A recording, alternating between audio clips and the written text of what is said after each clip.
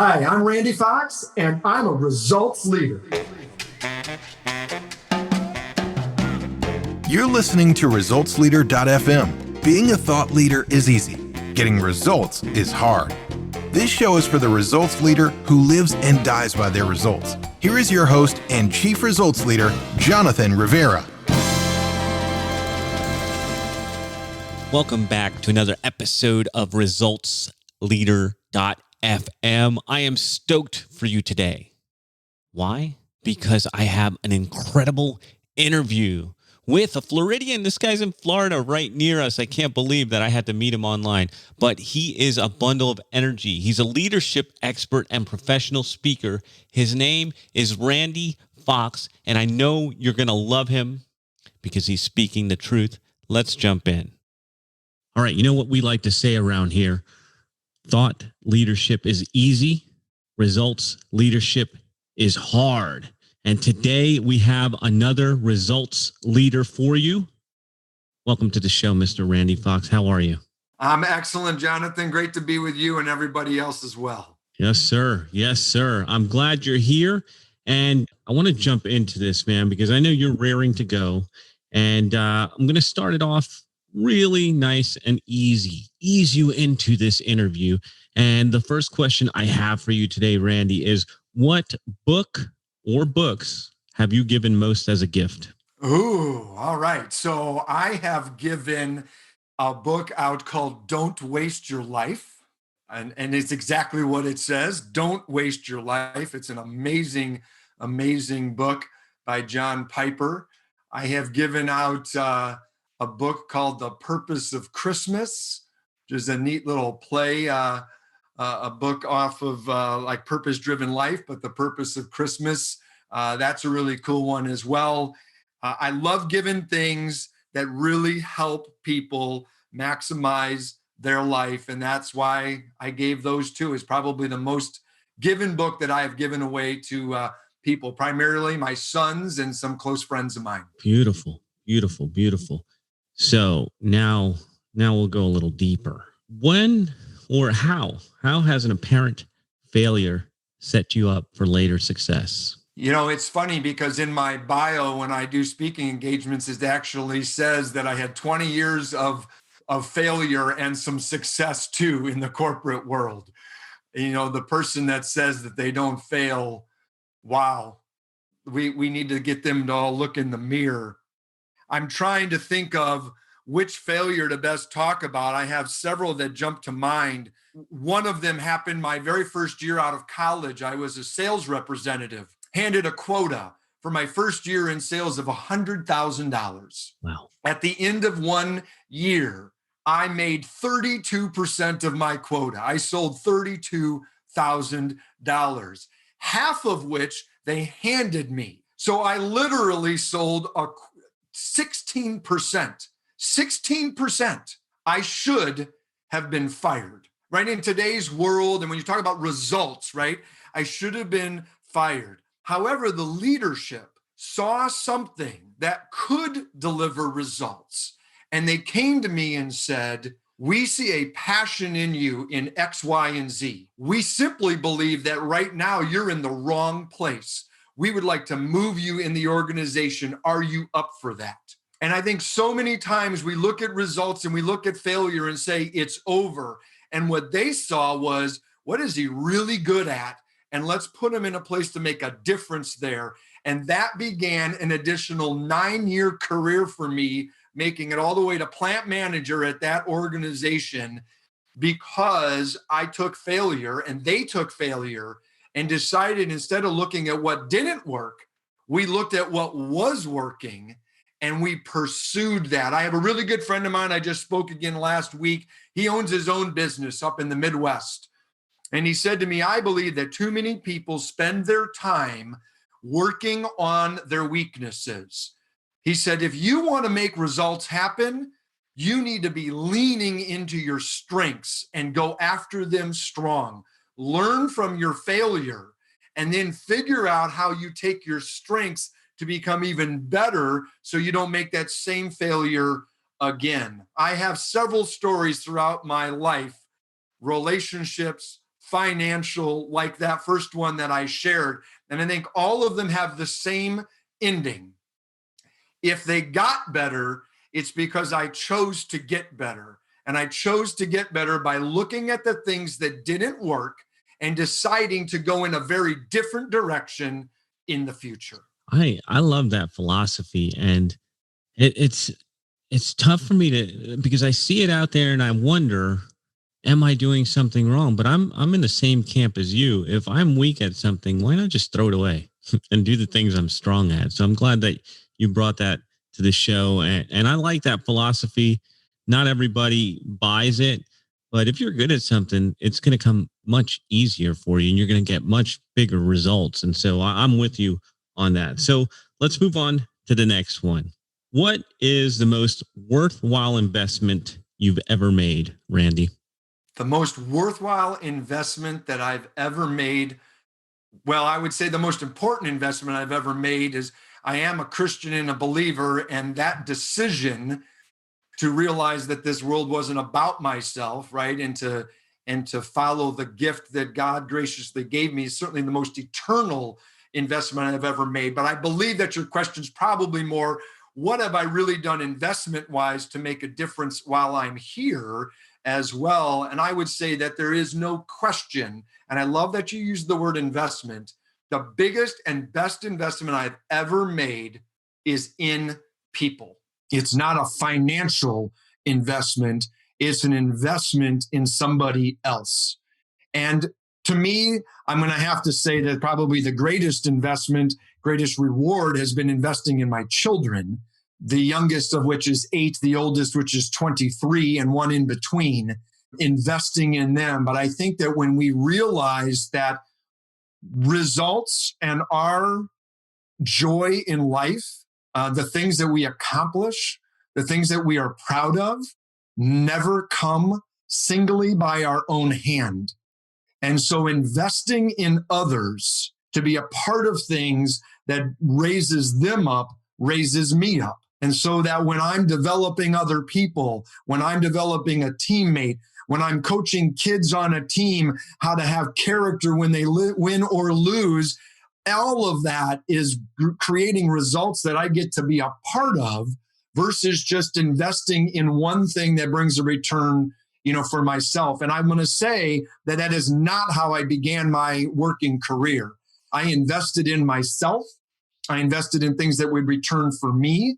And I found that most of those times, those investments didn't return, or when they did, it was never as good as I thought that they would be, which is why now in my early 50s, I'm able to say to the younger version of me, and to answer your question, it's by investing in other people brings the greatest return and joy, and ultimately the greatest results, because life is not done alone.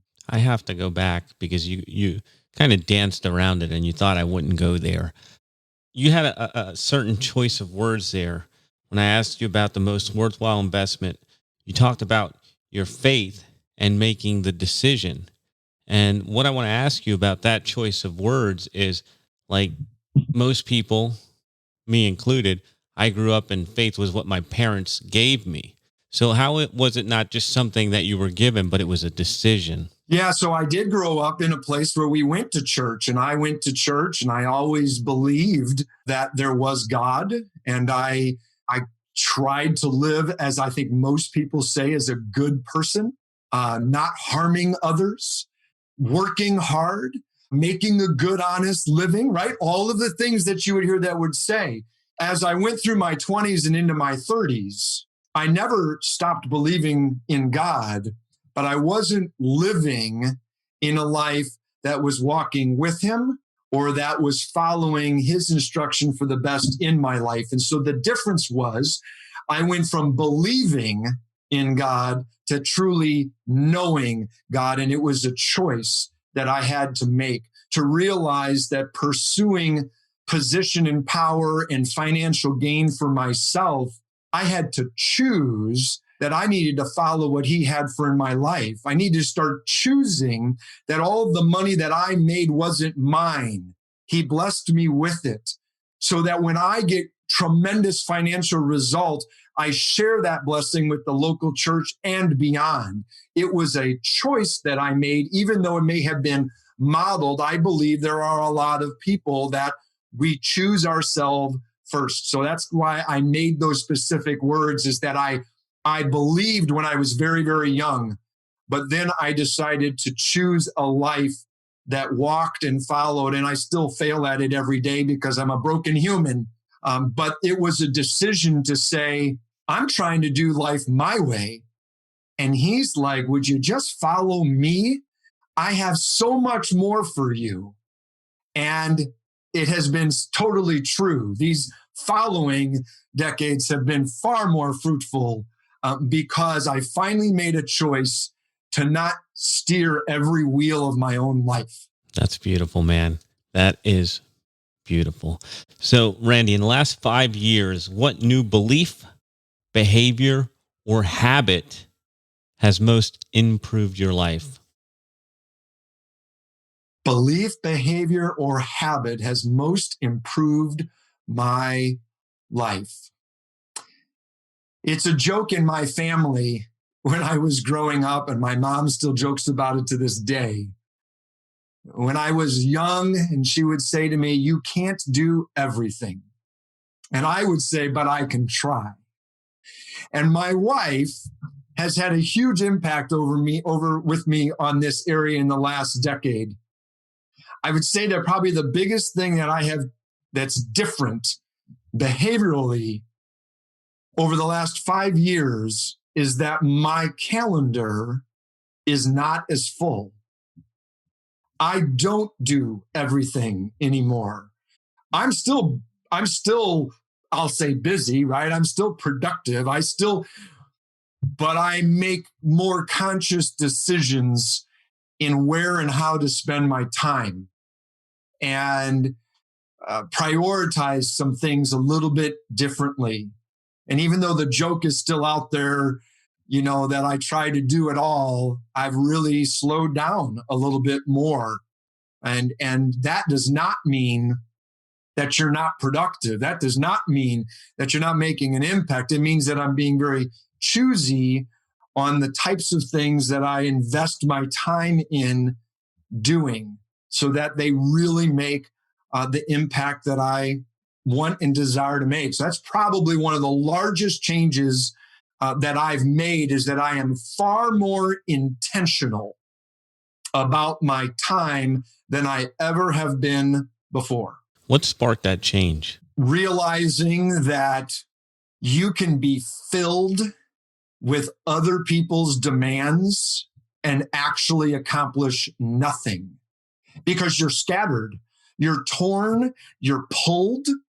And I think it's that idea of we have to know what we need to say yes to, and we have to know what we need to say no to, even if it is a good thing, right? And I think it's John Maxwell, I think, has the paraphrase, I'm going to paraphrase it, but I think he says, the good is the enemy of the best, right? We can't settle for just good things. And so we have to make some priority choices. And that's really where I just kind of felt like you're on that rat race. And I see so many people, and that's really what led me to speaking, was to get into the workforce and to get people to see that you don't have to be on the rat race every day. You can go to work every day. You can take your kids around every day, but you can start making choices that actually make you more efficient, that make you more productive, that carve out things. And let me give you an example. One choice is I read a Bible verse or some type of a devotional,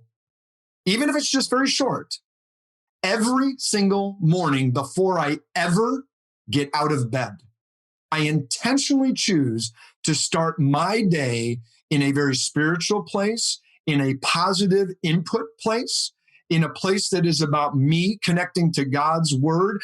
I used to click that clock back, right, 6, 7, 10 years ago. And the first thing that I looked at every morning was my email, social media, or I would watch the news. I don't do that. I hardly watch the news at all now because I'm making a decision about where I want to spend my time and what I put in. And then it changes the rest of the day from there. Yeah, that was, I love that you used the word intentional. And that's been the big theme for us over here this year is living a life with intention. And that morning routine, taking control of it, because I used to do the same thing. I don't have email on my phone anymore because of that, because I don't want other people's agenda to start my day. So I love that. Let's talk. Well, let's have a little bit of fun here. What are bad recommendations that you hear in your area of expertise? Bad recommendations. And are you talking about like being a leader, being a parent? Any of it? Yeah. Well, let's take being a parent for a second. And this is in no way to put people down that would think this way, right? But I have heard, from many people that they want their kid to be able to do everything their child wants to do. They want their child to have everything that they didn't have, right? We have the leader at work that wants to be the friend of everybody that's there and never wants to have any confrontation, right? So it's this idea that our job as a leader, or our job of somebody building somebody else up, our job as a parent is simply to do whatever that person wants them to do. Let people do whatever makes them happy is what our society says today. As long as it's my decision and it's for me, then I should be able to do whatever I want. And I believe that when somebody, and I'll say a parent with a child as an example, but we could say a leader at a workplace that has significantly more experience in a given area than another. There is a reason that that person is in that position of authority. There's a reason that they use their influence. It is to guide, it is to mentor, it is to prepare. Right? This idea that our children should get to do whatever they want and they should get a ribbon for just trying. I'm sorry, that's not results driven. We show people that life has failure in it and you embrace it and you learn from it.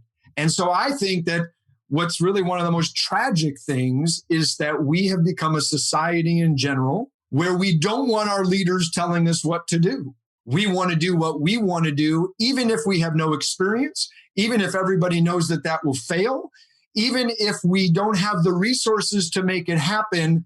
Mine. Well, I think it's time that we stop being 2-year-olds and we actually grow up and realize that we don't have all of the answers. We look to people with wisdom, and that I think we could make a lot of changes. And that's why I speak a lot on transformational leadership, is to say to people that the way you're doing things is not good enough to make things better in your future. You cannot have different results with the same habits. So when you want to keep doing things your way, like Dr. Phil would say, how's that working out for you?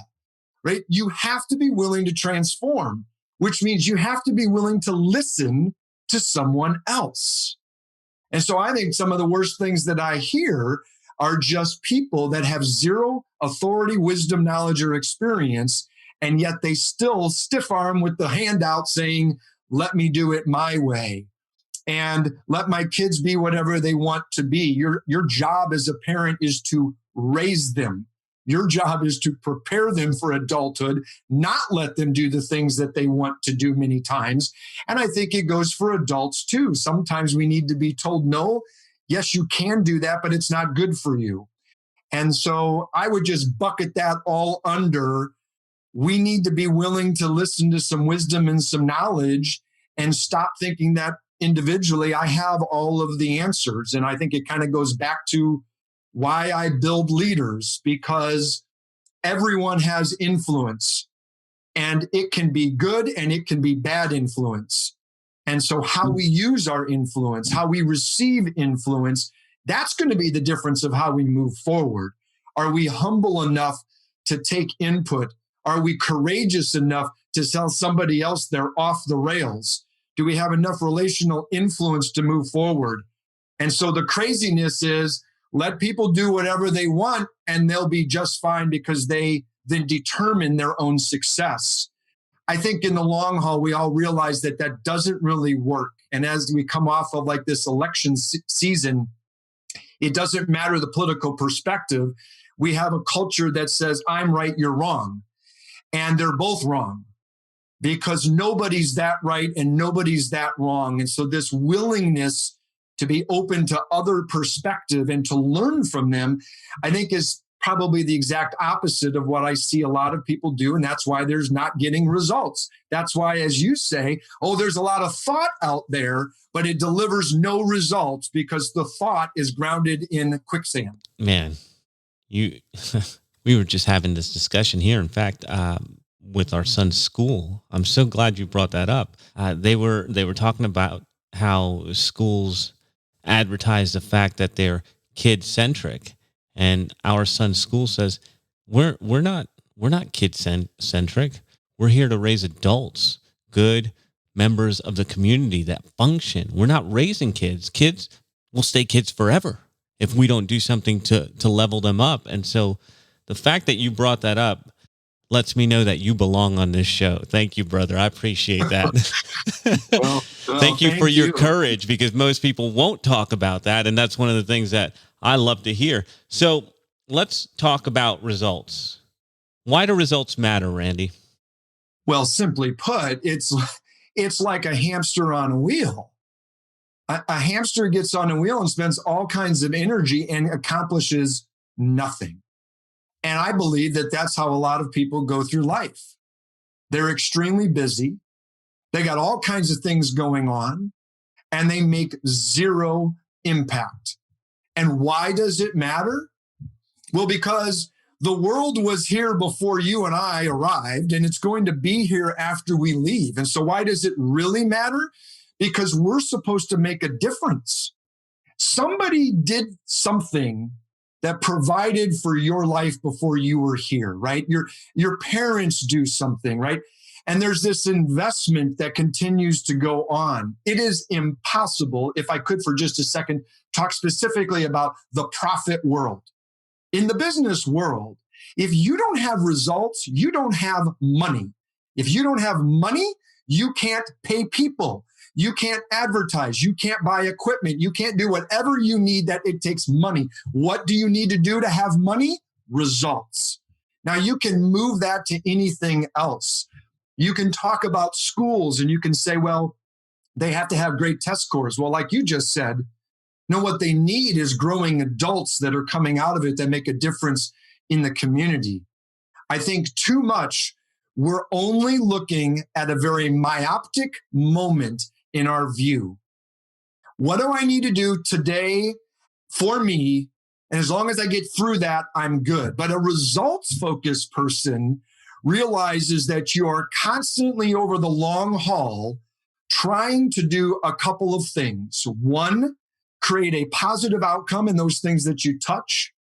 Two, make a positive difference in the lives that you influence, so that ultimately, in the long haul, a quality of life here is far, far better. The organization continues. The family continues. Isn't it interesting if you look at a family that has this amazing mother and father, and that husband and wife together create amazing children, and they have amazing grandchildren. And 50, 100 years later, you see the same thing.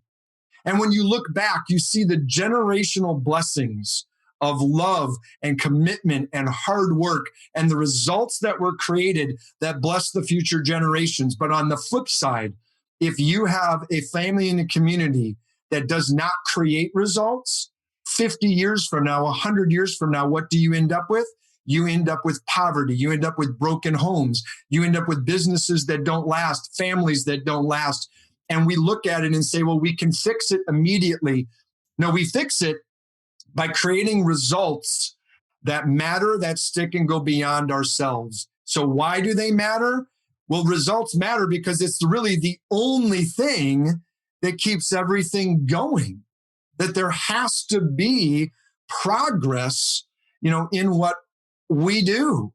If you plant a crop and say that I'm not even going to have a job and I'm just going to plant a garden and I'm going to eat everything I'm going to eat, I'm going to grow myself. And you basically say, I'm not going to participate in the capitalistic society. I'm going to eat off the land.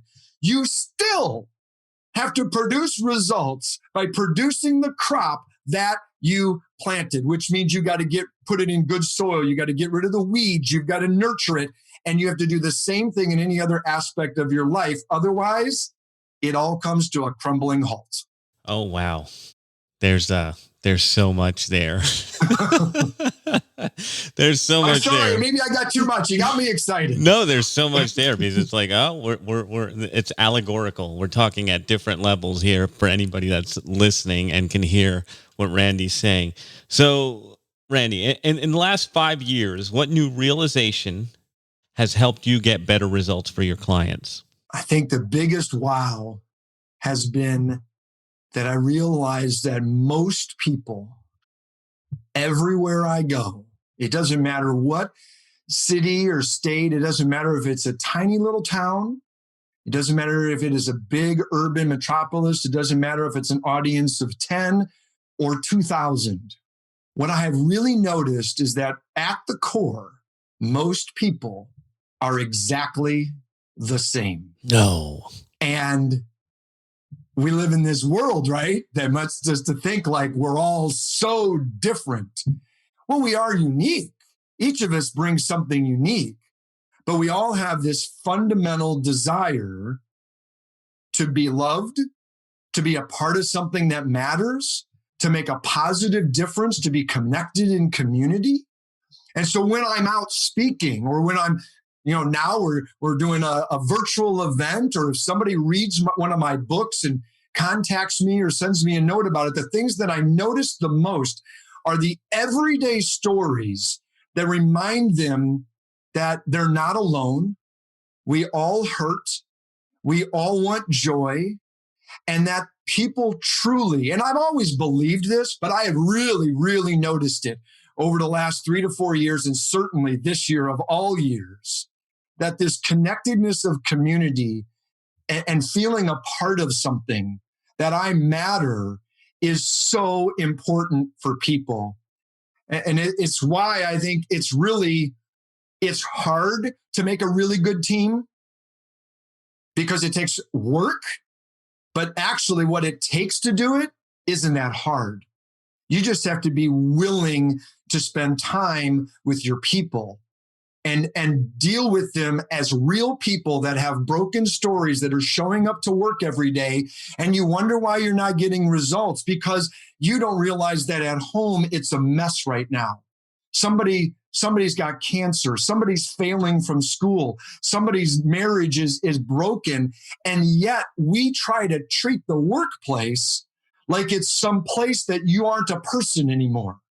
You're to come in and just do your job and create the results that I need. No, people create results. And when we are human again and we are connected again, and that aha has just been reinforced to me more and more and more this year as much as any, that a culture of excellence is really all about being connected as people, serving one another and loving on one another.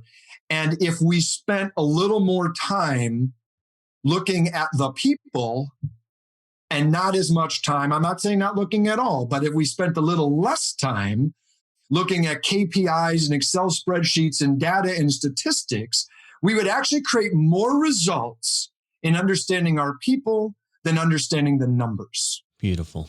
So what area of your business would you like to see better results, Randy? Well, I would certainly love to be speaking at more events in person, but some of that's a little out of my control right now. That's been certainly a challenge with everything that's been happening with not as many live events. But I would honestly have to say that is obviously the number one thing. But, we help people as we can virtually and doing things like today, right? Wherever we can speak into what people, are doing. I'm really excited about, I wrote a new keynote based off of my new book during this past year. And I really am hoping that message is something that's going to carry for people in the years moving forward. But yes, personally, we're just always looking for opportunities to get in front of audiences and quite honestly, share some of the things that we talked about today, but share it through storytelling and interactivity.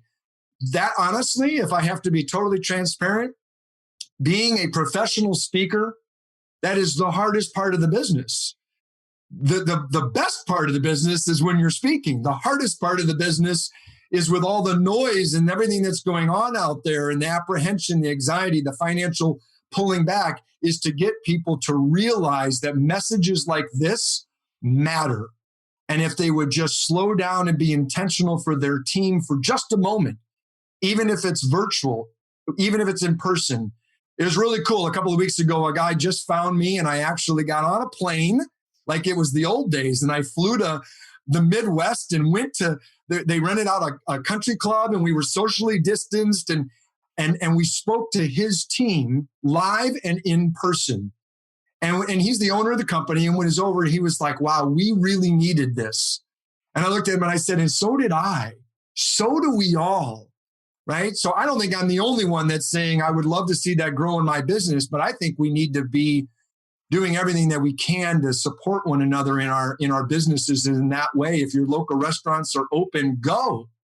Right. Because we need to keep people's livelihoods going and the community going. But that's the biggest area, and that's the biggest thing that we focus on all the time, is landing the next one. All right. So let's, this is a final one. What results are you most proud of? Well, I mean, my children are obviously there's a huge pride there, and not pride as in egotistical, but in seeing the man that my 23-year-old has become. He's now married. The first grandchild is due in just a couple of weeks. Wow. He's living on his own, near St. Louis, and leading a media company. But more importantly, his faith, his love for people, what he is doing to make a difference in the world. I think it's hard as a parent to not be very proud, of your children. And now I see, what my mom says all the time as I've been growing up. I'm so proud of my boys. And I kind of go, yeah. But you get it because you invested in them, right? And I think that's probably my largest accomplishment from a life perspective, but even from a business perspective. It is a great honor and a great responsibility to be given the microphone. And even today, I thank you for the opportunity to do that, because even though you trusted and we got to know each other a little bit before today, you still don't know exactly what I'm going to say. I am really proud that people say, yes, Randy, we want to hear. That anytime I get the microphone, large audiences or small, it doesn't matter, that I'm proud of the fact that there's a message that's resonating with people, that transforming as a leader, as making an impact in the world, making a difference, as I say, maximizing potential, increasing performance, and being fulfilled in life. People want to hear that. And I'm proud of the fact, humbly, if I could say that, anytime somebody asked me to share that inspiration, with others, it's, I didn't think I would be here, right? If I turned the clock back 30 years ago, but what a great journey it's been to get me, to this place, and to realize, as I say, my fruit really grows on other people's trees, because I don't know most of the people, and I may never meet many of the people that will hear this, or even the places that I speak, but the message stays with them. And in some way, that's the leadership influence that I talk about. If we all would pursue the opportunity of realizing that we influence others, and that's what changes the world one person at a time, I'm proud to be a part of that. Beautiful, man. So, Randy, where can people find out more about you? Foxpoint.net. FOXPOINT.net. So everything's there, from keynotes to videos to books, information, ways to contact me. That's the best place to begin. You can find me on LinkedIn. You can email me as well, but all that information's at the website. So I simply say, go to foxpoint.net, check out the messages, shoot me an email, whatever I can do to help. That's the best place to find me and check out what we're doing, even beyond the things we've talked about today. foxpoint.net is where you can find Randy. Thank you for bringing the message. Thank you for bringing the enthusiasm. And I appreciate you, Randy. I knew we were going to hit it off, and you really nailed it today. I appreciate you, man. Thank you. Oh, my pleasure. Thank you, Jonathan. And God bless you and all those that will hear this. That is a wrap for another edition of ResultsLeader.fm. If you are out there getting results for your clients and you want to be featured on the show, go to ResultsLeader.fm now and apply to be on the show. And if you love what you're hearing, share the show, give us a rating and review, do anything to help us get the message out there. Thought leadership is easy, but results leadership is hard. This is the podcastfactory.com.